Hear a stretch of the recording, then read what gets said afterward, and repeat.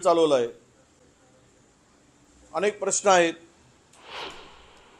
त्यामध्ये मुख्यत्वे करून धान खरेदीचा विषय आहे। 31 तारखेपर्यंत मुदत होती, ऑनलाईन अर्ज करायचं होतं धान खरेदी केंद्रासाठी, परंतु अद्यापही 50% शेतकऱ्यांची नोंदणी झाली नाही। चंद्रपूर, गडचिरोली, भंडारा, गोंदिया, नागपूर या भागातील सर्व शेतकरी मुदतवाढ द्यावी म्हणून मागे लागलेले आहे। पण सरकारकडे कोणाला विचारावं?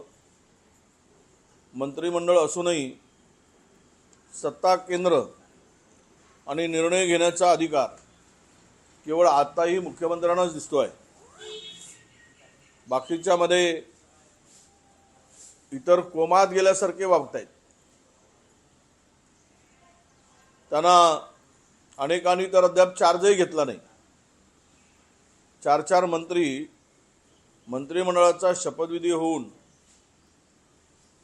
15-20 दिवस चार्ज घेत नसतील तर महाराष्ट्राला कुठल्या दिशेनं नेत आहेत?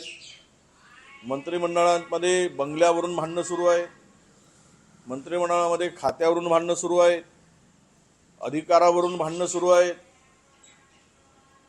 त्यामध्ये महाराष्ट्राचं वाटोळं होऊ नये अशी आमची अपेक्षा आहे।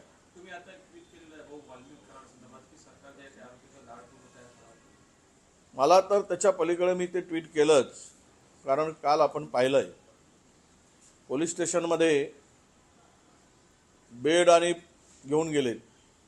यापूर्वी असं कधी पोलीस स्टेशनमध्ये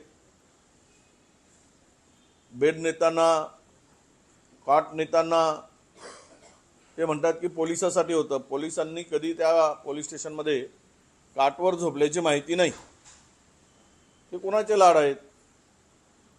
ते वाल्मिकराचे लाड पुरवण्यासाठी, त्याला बेडवर झोपवण्यासाठी पोलीस कस्टडीत असताना ते नेले काय, यावर चौकशी झाली पाहिजे। मला तर पुन्हा काल जी माहिती मिळाली ती माहिती अधिकची अशी आहे की मोठ्या आकाला वाचवण्यासाठी या लहान आकाचा एन्काउंटरही होऊ शकतो। म्हणून पोलिसांना विनंती आहे की मोठ्या आकांना वाचवण्यासाठी याचा एन्काउंटर करू नका बाबा। हा बिचारा म्हणणार नाही, पण त्या मोठ्या आकापर्यंत जाण्यासाठी जर याचा वापर आहे तर तो पुरावा नष्ट होण्याची शक्यता सुद्धा मला काल एका अत्यंत विश्वसनीय माहिती जवळच्या एका उच्चपदस्थ अधिकाऱ्यांनी दिली। यावरून काहीही होऊ शकतं अशी शक्यता त्या संदर्भात प्रकरणामध्ये आहे। राजन साळवी माजी आमदार भाजपच्या वाटेवर आहे। आता असं आहे, काही लोकांना सत्ता फार जवळची वाटते, सत्तेशिवाय जगू शकत नाही, सत्तेसाठी जन्माला आले असं कोणाच्या डोक्यात असतं। कसं आहे की लढण्याची प्रवृत्ती नष्ट झाली की माणूस सत्तेच्या मार्गाने जातो। ती लढण्याची प्रवृत्ती राजन साळवीची कमी झाली असावी म्हणून तो पळापळ करतो आहे। त्यावर काही फार मोठा आहे की तो माजी आमदार आहेत, चालत असते।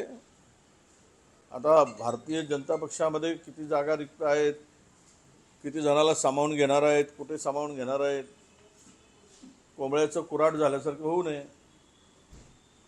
जास्त कोंबड्या झाले की कुऱ्हाडात घालतात, यांना घालू नये म्हणजे झालं।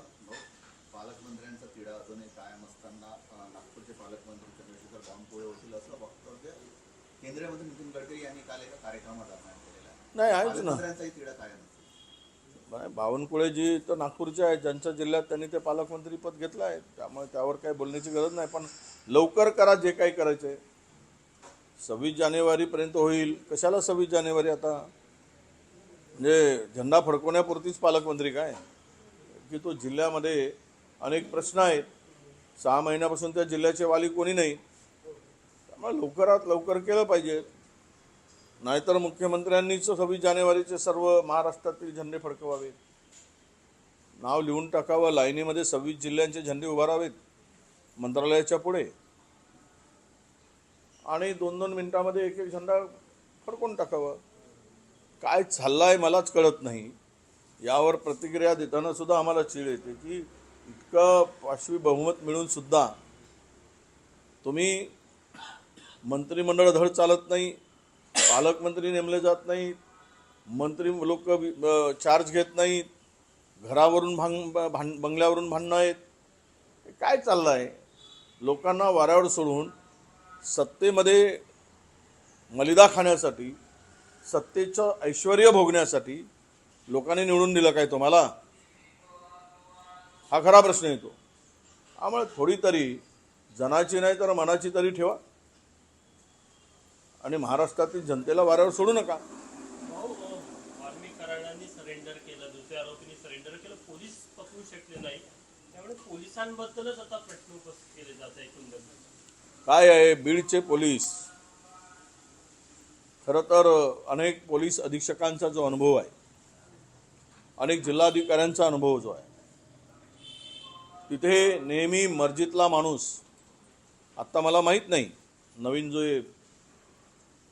नवनीत नावाचे SP गेलेत, पण यापूर्वीचा इतिहास असा आहे की कराडलाच बॉस मानून, बाप मानून